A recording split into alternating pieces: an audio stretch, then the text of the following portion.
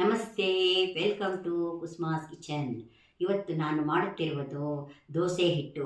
ಇದನ್ನು ದೋಸೆ ಹಿಟ್ಟನ್ನು ಹೇಗೆ ಮಾಡುವುದು ಅಳತೆ ತೋರಿಸುತ್ತೇನೆ, ಬನ್ನಿ.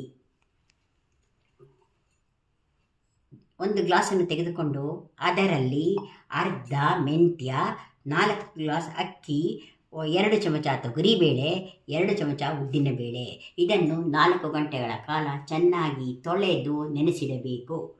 ಈ ನೆನೆಸಿರುವಂತಹ ಅಕ್ಕಿ, ಮೆಂತ್ಯ, ತೊಗರಿಬೇಳೆ, ಉದ್ದಿನಬೇಳೆ ಇದು ಮೂರನ್ನು 4 ಗಂಟೆಗಳ ಆದ ನಂತರ ಇದನ್ನು ಚೆನ್ನಾಗಿ ನುಣ್ಣಗೆ ರುಬ್ಬೋಣ. ನಂತರ ದೋಸೆ ಹಾಕೋಣ. ಅಕ್ಕಿ ಮೆಂತ್ಯವನ್ನು ರುಬ್ಬಿದ್ದೇನೆ, ದೋಸೆ ಹಿಟ್ಟು ರೆಡಿಯಾಗಿದೆ. ಈಗ ದೋಸೆಯನ್ನು ಹಾಕೋಣ.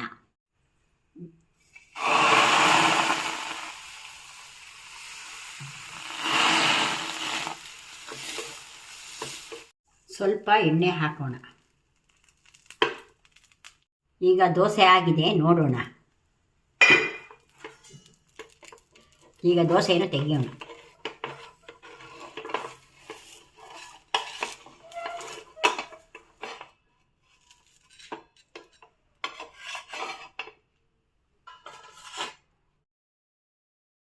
ದೋಸೆ ರೆಡಿಯಾಗಿದೆ. ಇದು ಗರಿಗರಿಯಾಗಿಯೂ ಮೃದುವಾಗಿಯೂ ಇರುತ್ತದೆ.